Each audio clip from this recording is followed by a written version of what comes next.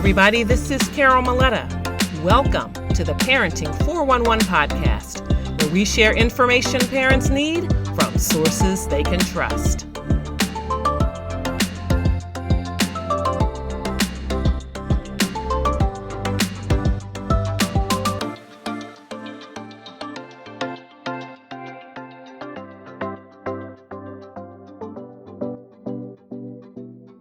Welcome to the Parenting 411 podcast, where we explore all things related to parenting and family life. Today, we're so thrilled to have Nicole Berschback, co-founder of The Total Potential, joining us to talk about creating a culture of wellness for the family. Nicole, or Cole, as she's also known, is a coach who works with parents and couples to help them prioritize wellness and reach their full potential as individuals and as a family. At The Total Potential, they believe in real-life solutions built around family. They believe that loving and integrated families will change the world. I do too. They begin by doing deep personal work so that the best version of ourselves can create a happy, healthy, and connected marriage and a fun, peaceful, and loving family. In this interview, we'll be discussing her journey to becoming a family coach, her philosophy on creating a culture of wellness, and how her business has evolved since the COVID-19 pandemic. So sit back and relax and get ready to learn some valuable insights on how to make wellness a priority for your family. Welcome, Nicole Berschback. Thank you so much. I'm so glad to be here with you. Yes, I think this is such an important topic, and I'm really happy to have you here. So why don't we dive in? Can you tell us a little bit about your background and how you became a coach for families? Yeah, so I was always super interested in health and wellness, and even through my high school years, knew that I wanted to work in that field. But then I became a registered dietitian, worked in a hospital setting for quite a long time, and at the end of that part of my career, I started working with children that have cystic fibrosis. And that was a really eye-opening experience because the family dynamic had such a deep impact on the health and the care that the children were receiving, and how mental health played out over time. Like, it just had this really robust impact that was really obvious in that setting. So that kind of cued me into this different interest in, number one, more of a health and wellness orientation. I really liked working in cystic fibrosis, but disease prevention and management has its own challenges. And it was really that wellness side that struck more of a chord with me. And so then I stayed home for a few years to raise my kiddos. And during that time, my brother and I were in this round and round conversation of, okay, there's these things we really want to work on in ourselves, but we have young families, and going to the gym for 3 hours is not actually going to happen. Like, what are the things that are real life, still doing this work, but not at the detriment to our family. And so that's really where this started to unfold. And I became certified as a yoga instructor. I wanted a more holistic perspective. I was still doing, some of that nutrition counseling, and especially oriented toward the family dynamic and, picky eaters and that kind of thing. And then I just wanted a way to support people not in a hospital setting, and not just as, and I just in quotes, and not just at the yoga studio. Right. And that's where the coaching aspect started to unfold. And I've been doing that now for, 4 or 5 years. Oh, okay. That's awesome. Yeah. And so that it's really great how your brother also sort of had this interest, and you all were able to come together and create something special for families. Yeah, yes. It's been a real gift to work together for sure. Now, so how do you typically work with parents and families, and, to help them create this culture of wellness for their families? So in terms of different types of work, number one, my biggest philosophy is you got to start with home base. It's one thing to say that you want your family to be different, but then not be willing to do the work to, create the environment and the internal work that needs to happen to make that possible. So I do a lot of one-on-one coaching, and I also work with moms in collaboration with one another, like little teams of moms, which is so Oh, fun that's neat. because Mm-hmm. um, the saying is it takes a village. And my sense is that the village for the vast majority of people has really disappeared, and parenting often feels really isolating right now. And so an opportunity to bring moms together and, chat through these challenges and how do you still fit in the workout and prepare healthy meals and manage the, challenges of a teenager, whatever it is. So Mm-hmm. that's been really fun work.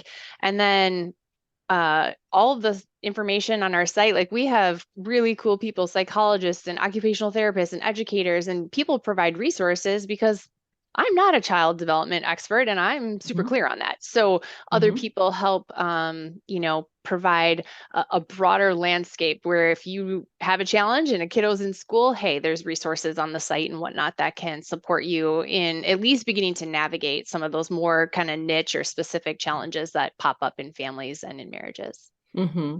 And so, do you start off, I guess, with the parent first, like doing a lot of individual work before Yeah. you dive into helping them integrate it all into the family? Yeah. I mean, it's just a really remarkable part of the work, which is that when one person starts to change, something else Yes. becomes available for every other person. And Mm-hmm. so I think the thing that if you go in and we're just going to fix the dynamic of the whole family, there's some movement that can happen, right? Just from we're going to learn how to communicate better, or we're Mm-hmm. going to have ways of trusting each other more, or have a more peaceful dinner. I mean, there are things that we can do as a whole, Mm-hmm. but there's also the challenge that if I'm not different and I show up in this new dynamic, what's going to be different? Mm-hmm. Maybe that lasts for a little while, but not permanently. Absolutely. And I that reminds me a lot of conversations that I have with parents that I work with, because very much the relationship, the parent-child relationship is very much like a dance. And Hmm. so some of the things, like some of the cycles that you might get into of, misbehavior or what have you, it has to do with the fact of they can count on you to do a certain thing and they're going to do it. They do what works. And once you change what you're doing, they're going to need to change what they're doing. It 100%. really is like you're dancing with a partner. So I Yeah. agree with you that a lot in terms of the family dynamic, it's not going to change if the parent wants to continue doing the same thing. Yeah. And children are looking to the parents as the leader anyway. So Yeah. they have to do that. So that's great because I don't know about you, but when I'm working with parents, a lot of times they want to come in and talk about the child does this. I want to fix the child. Yeah. And the child's behavior does indeed need to change, but there's Sure. something else on the other side. So Yeah. I like that. We'll be right back after this.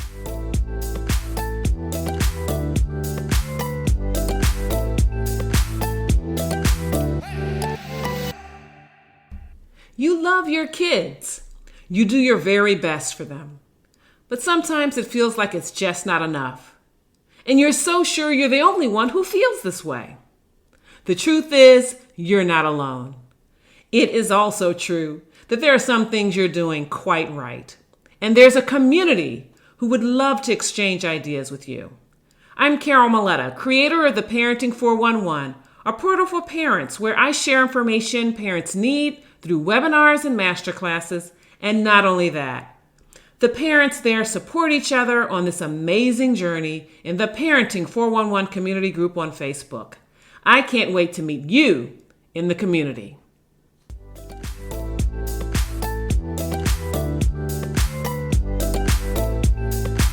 And we're back with the Parenting 411. So, what is your philosophy? I mean, you have your company is called The Total Potential. So, what's the philosophy behind that? And just tell us about it. Yeah. I mean, I think you said this in the intro, but our greatest hope is that if families can be these loving, integrated places where people actually get to become who they are rather than get molded into this specific avatar that we're quote unquote supposed to be, that's the kind of environment that literally changes the world. And Mm-hmm. we believe that, in a family, it's not just me changing as one, plus my husband changing as two, plus my kids changing as three. That doesn't equal this, Right. like Unity. it's exponentially greater, the change that happens when we change together and do the work together and kind of get into this flow of just experimenting and curiosity and building awareness and all of these things that can happen in family. And then what that family goes out and does when you have individuals who are oriented toward growth. Mm-hmm.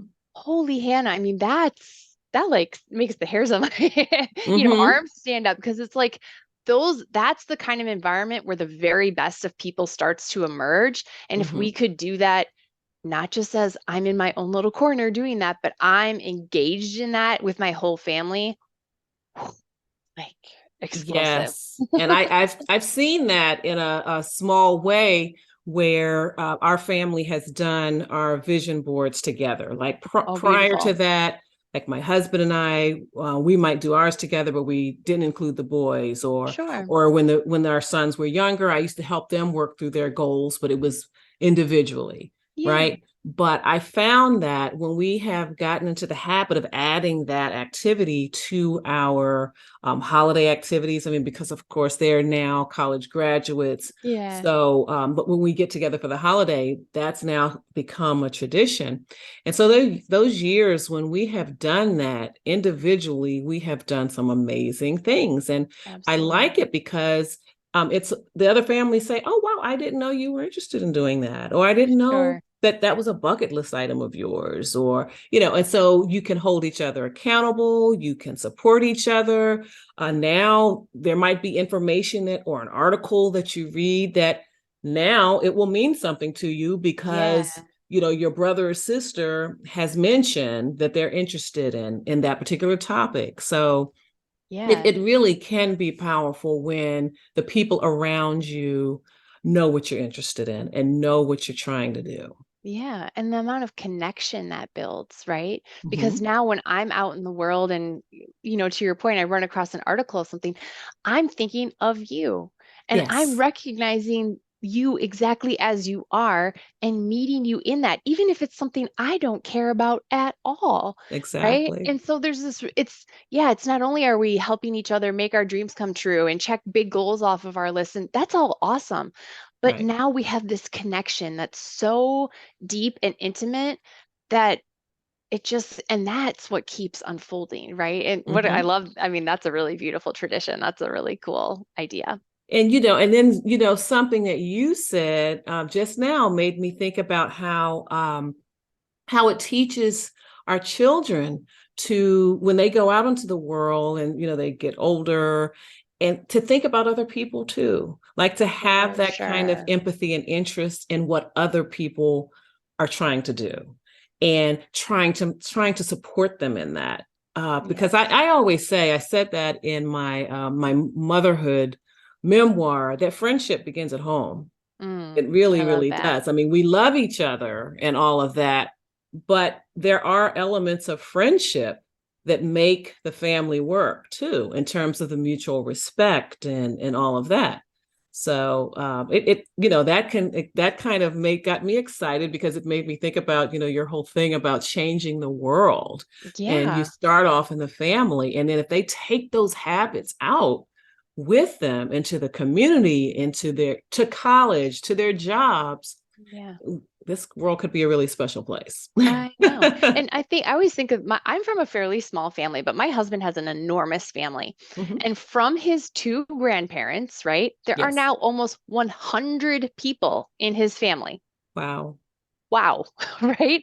And so you imagine what that one nuclear family, if that one nuclear family starts out with this orientation toward growth and love and connection and service and all these things, and 100 people at some point are part of that circle. And Hmm. then they're in other people's circles, right? You can see how Yes. this just like explodes over time. And that's Yes. that's why I really truly believe it will heal the world if we can make this a way that families operate.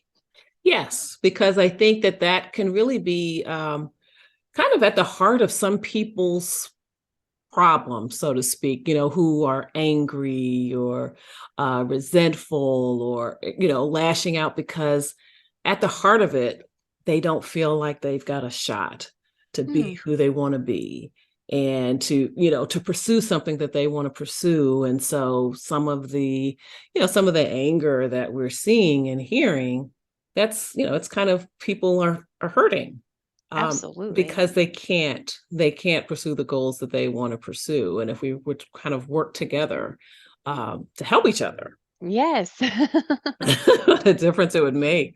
Yes. Um, so how has your business changed? I'm curious, like before COVID and then now, like are the nature of the concerns, are there more people coming in like, hey, I've had this epiphany, I wasn't living life the way Yeah. I wanted to before, I was not realizing my total potential, so to speak, I want to make some changes. So what have you seen?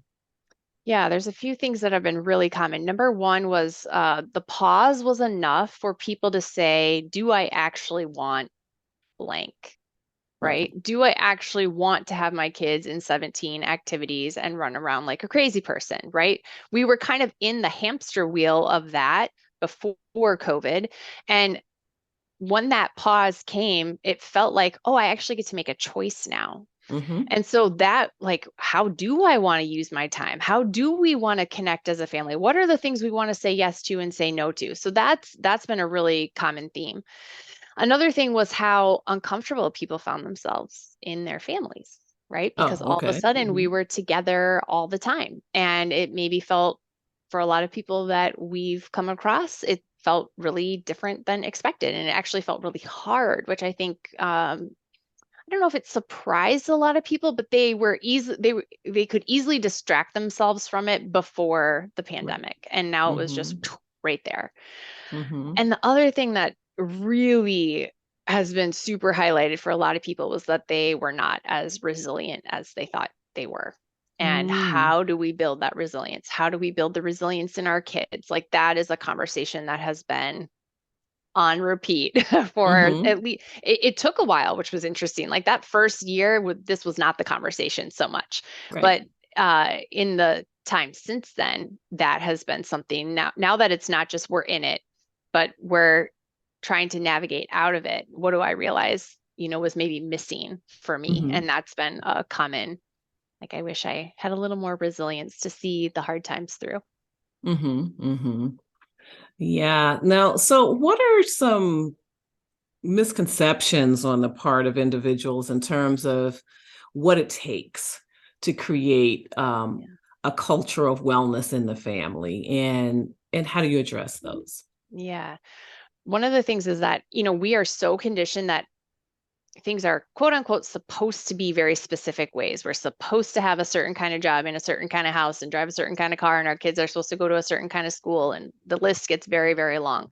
And for a lot of people, it feels like that list is only going to get longer when you're trying to do right by one another. And that's a huge misconception because like in our book, there are each chapter ends with a list of questions because I have no idea what this is going to look like in your family. You Mm-hmm. know that, right? Like Mm-hmm. you're the one with the answers to that question.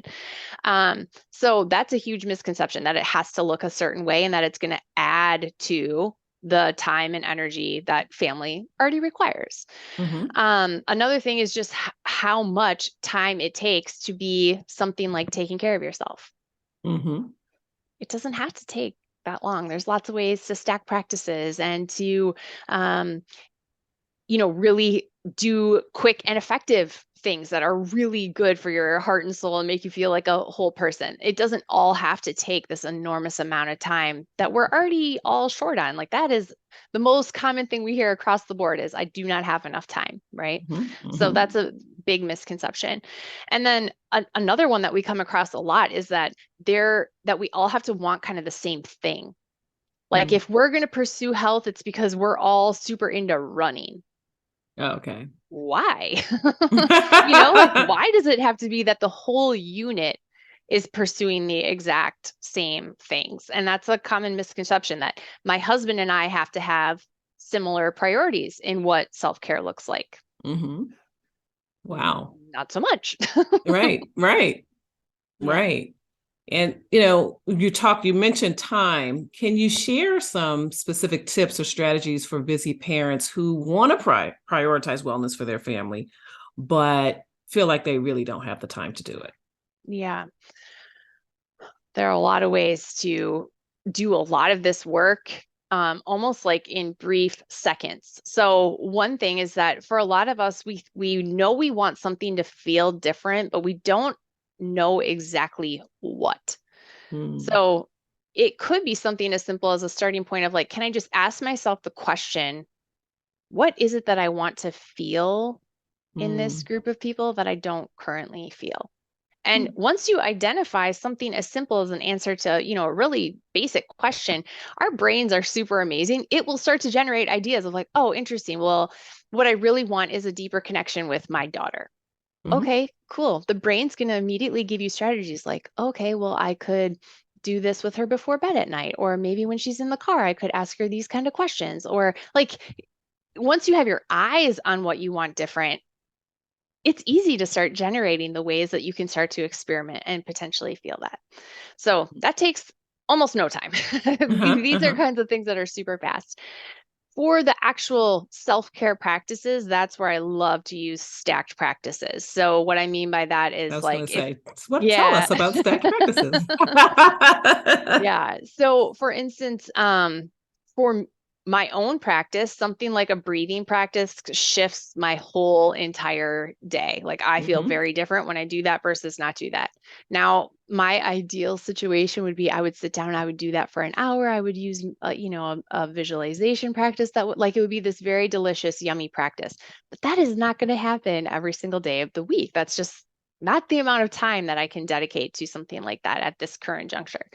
So, but when I go out for my walk with the dog, I can use my synced breathing while I walk and keep my mind quiet instead of bouncing through my to-do list. That is a way to move your body, get in nature, and do a breath practice all at one time. So those Good idea. types of things where you're kind of pairing activities, that could be something as simple like if the self-care practice is I need to move my body a little bit more, but I'm having a hard time finding the time for that. Well, your children are like built-in playmates. So, and literally until they're adults, they want to be in motion. They want to be active and playful. So maybe it's not that I go quote unquote work out every single day. Maybe what I do is I invite my kids to play tag in the front yard after dinner, right? And so now I'm building connection, I'm spending time with people I love, and I'm moving my body. So there's lots of ways where we can just kind of marry these things that are really important to us in a more efficient way that they're still happening. We still get the benefits of them, but they're not taking individually so much time to do one at a time. And you talked about it a little bit in terms of how spouses and partners may have different ways that they want to be fit, so to speak. What about when there are differences when maybe you have one spouse or partner that's not very active at all and the other likes to keep moving? And how do you counter resistance of the children? Because some children don't take full advantage of their youthful energy. I don't know why they don't. Some prefer to, sedentary activities and all of that. How do you bring everybody together in that situation? Yeah. So when it comes to the spouse, I think the most important thing is to be willing to meet your spouse exactly where they are. Something that we have witnessed over and over again is that when one partner takes on like a self-care journey or a fitness journey, um, it happens by themselves and the family is sort of left behind. And I mean, unfortunately, we've seen families implode from something like Hmm. A parent decides they're a CrossFitter. Like, that's not even that interesting. You know what I mean? Right. But now there's this thing where I'm something that you're not, and you not being that is a friction point for me. Mm. And I think, this is a practice in accepting ourselves as well, right? Because if we Mhm. say, I see my partner, I see that I want this thing, but they don't want that thing, that's cool. What is the thing they want that I don't want? Mhm. Where's the spot where I actually have a ton of resistance to taking action, and just Mhm. create a lot more empathy, bring into then conversation. Hey, what would your dream scenario be if you could do anything you wanted to take care of yourself? What would be the first thing you would do? Right? Mhm. Maybe it's not that they would move their body. Maybe it's that they would watch less TV, or they'd go to bed earlier so that they get enough sleep. Like, they still might be able to choose an activity that supports their physical health and their Mhm. well-being. It just Mhm. takes a different shape than yours. And so I think being willing to get into that conversation and meet somebody exactly where they are. And this is something we see a lot, but when somebody says, the partner declares, hey, I really want to do this, sometimes we feel like, okay, well, it's my job to make sure they do that. Mm. I would be sure to ask, hey, you mentioned that you want to do blank. What would feel like a really good way for me to help support you in that? And if you Mhm. want accountability, what would you like me to say to hold you accountable? Like, what would feel good if I said that to you when you missed a day or whatever? So that can get dicey. Yeah, that's so funny that you would say that, because I can remember when I was in my 20s and I wanted to go to graduate school. And I had said this to a friend of mine. And every time I turned around, he was saying, so when are you gonna Yeah. start studying for the exam? When are you Yeah. gonna, and I'm like, but in the end, it ultimately was good, because I did go ahead and get going, like stop talking about it Yeah. and do something about it. But I mean, and he was being kind, he wasn't really needling me, but he would always keep bringing it up. And I think if we had had that agreement about how Yes. to hold me accountable, I wouldn't have bristled so much in the beginning. But I agree, it is important to get some kind of agreement initially, in terms of how it would be helpful, Yeah. in terms of how it would make you feel when this person reminds you of Yes. what you said you wanted to do. Yes. Yeah. And then Oh. when it comes to the kids, I mean, I totally get it, right? Like, video game culture and kids sitting on devices and those kinds of things, that's become so commonplace. But for most children, once their body is in motion, it feels so good to them, right? So Hmm. maybe it's just the invitation. I always say, if I'm going to go do a yoga practice in the basement, my intention is I'm super cool doing that alone, but I'll always invite people in. Okay. So just the invitation, a lot of times, like, maybe they're not going to sit and do an hour-long yoga practice with me if my kids decide to participate, but they might come and join for 10 or 15 minutes. Hmm. That's Hmm. cool. Hmm. So, we have these kind of very specific boxes of what it means to be active, to be engaged, to be eating well. I mean, there's, all these things that we have and our kids just, they don't have that context. And so Hmm. giving Hmm. them an option of what it looks like to participate is huge. And Hmm. the other thing is, as parents, I think we have an enormous opportunity to treat our children as our teachers. And if we Yes. can just ask them questions, they will Hmm. oftentimes give us incredible answers. So maybe it's something as simple as, hey, I noticed you really like playing that video game. It would be super important to me that we have an activity we like to do together. Well, what do you think might be some ideas for that? Hmm. Hmm. What do you like to do when we're active? Do you like to ride your bike? Do you like to play? Do you like to do an obstacle course? Do you like to go swimming? Like, we want it to be this very specific thing, but if we just give them the space to be part of the solution, a lot of Yes. times they will be part of the solution. And that was the next thing I was going to ask you about, what you've seen in terms of the intrusion of social media and Mm. devices, and how hard has that been for you to help transform those families in their thinking to get them to focus on wellness in the Yeah. real world. Yes, in the real, I know. It's a wild thing, isn't it? We'll be right back after this.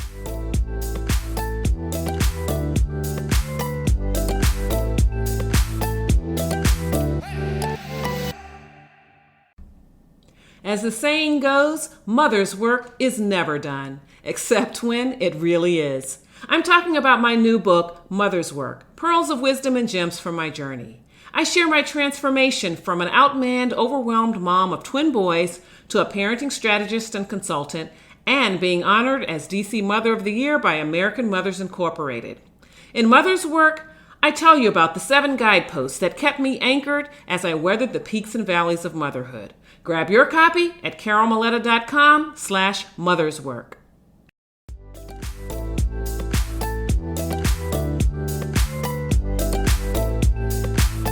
And we're back with the Parenting 411. The first thing is to recognize like we have a belief about it because we didn't have it. Right. So that's probably the first question. Like, what is my belief about my child wanting to do these things or be engaged in these activities? Just because it wasn't what I grew up with, that I think something about it. So that could clear up a lot real quickly. Mm-hmm. The other thing is that, I hear my son is 16, and for years he has said things like, "Mom, so and so was up until 2 o'clock last night, playing video games, and they missed their assignment, and they blah blah." And those are the kinds of things where, to me, that has now become the child has carried a responsibility that is actually the parents. True. And I think we need to be a little bit more clear that when our children engage in, just like if they were going to, let's say your child was going to do something that would be perceived as healthy. Let's say they were going to go out and be a runner, Mm-hmm. and they decided they were going to run for 17 hours straight. As a parent, would you even let them do that? Like, Right. That's a very good right? point. Mm-hmm. We have this very negative connotation about this thing, and we treat it as if it is our children's problem. Mm-hmm. And I think we have a lot more responsibility as the adult to set boundaries, to be clear about what is okay for our children to do and not do on those platforms. Now it's so easy. You can set limits for everything. You can shut devices down at particular times. Like, it doesn't even have to be this like overlording effort, right? Mm-hmm. But that's a lot of that falls on us and not so much on our kids. And True. do things slip through the cracks? Of course they do. Our kids are not going to be an exercise in perfection. But yeah, I think we have to take a lot more responsibility for it than we are. Yes. And I mean, and 2 things about that too. We also need to model Yes. responsibility and moderation with the use of our own devices. And in that way, we're also modeling it for our children. 100%. Because I say it's very important. I mean, technology is a tool. It can also be a toy because we can do fun things on our Yes. devices, but we should never let it be a tyrant. And I feel like a lot of times parents feel like they have no control of these devices. What am I going to do? And it's like, Yeah. it's just a playground. It's a digital playground. And you don't let pretty much what you said earlier, when you're ready to leave the playground after your child has played long enough and it's time to go home and do other things, you tell your child it's time to leave. Time to go home. Yes, exactly. Exactly. So... Yeah. And to your point about the modeling, right? Like the earlier question about getting children who maybe seem resistant to becoming active. Well, Right. I mean, the first person to look at is, what am I showing my kid, right? Because if I'm on them to get off of something, but then they come downstairs to see me on something or glued to the television or still working at my computer, the example they're seeing is like, oh, actually, what I'm supposed to do is continue this. Right? So we got to be really careful with that part of it. I'm curious, can you share like one of your a big success story or two that you've seen with families that you've worked with, like initially they were sort of one way, and then now you're just seeing how their potential and the way they're working together, the way they're supporting each other in their individual goals, whether it's wellness or just in life. What are some success stories that you've seen? Yeah, I think the most common success story is people coming back to say, what my kids have noticed is that I'm so much more patient. Okay. And that's something that when I think about kids experiencing a loving, supportive environment, that is one of the qualities that really stands out as critical to that being available for a family. So that's when that specific word, when it comes back to me, always lands as like, we're getting to the right place. Um, in the moms group, it's been really cool to see people start to identify because what I see so often with moms is just like incredible mom guilt. Like, I'm Yes. never doing enough. This isn't like they're going to be damaged. How will I ever be good enough at this? How can I meet my kid at the age and stage that they're at? Like, there's just so much going in the background.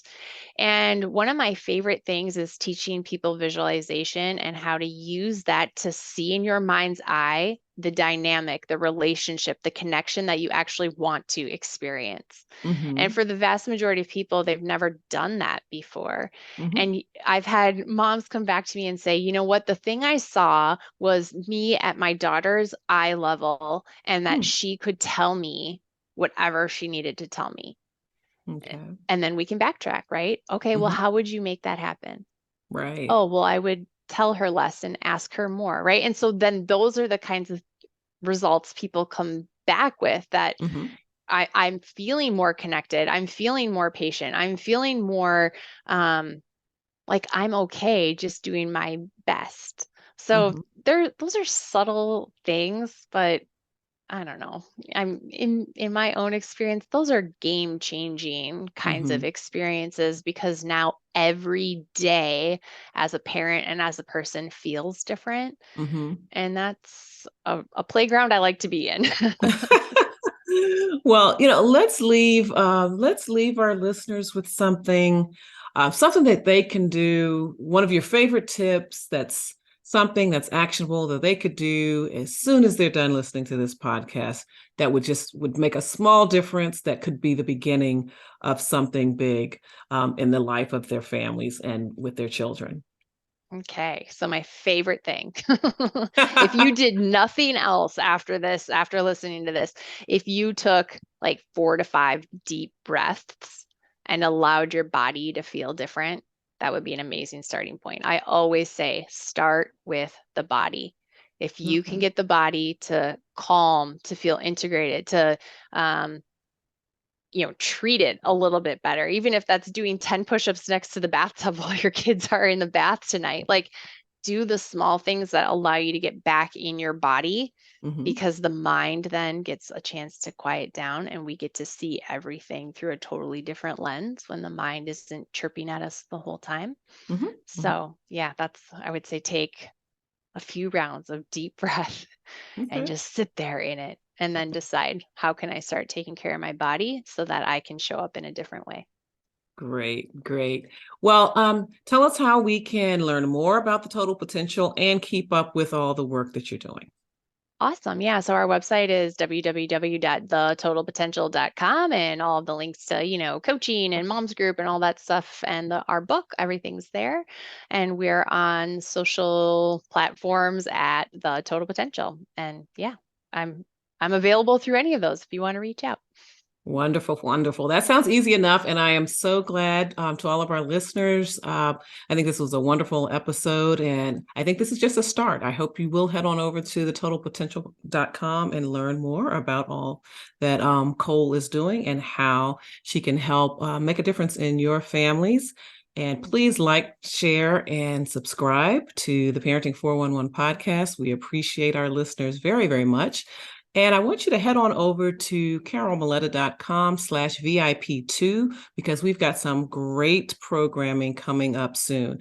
You probably already know that I hosted the inaugural Parent and Purpose Summit back in February 2023, and we will have the Back to School edition in August. So you will want to get the details. So if you get on our VIP mailing list, you can do that. So again, that's carolmaletta.com/VIP2. And not only will you join the list, but you'll get a free gift on connecting with your kids in the midst of social media and electronic devices.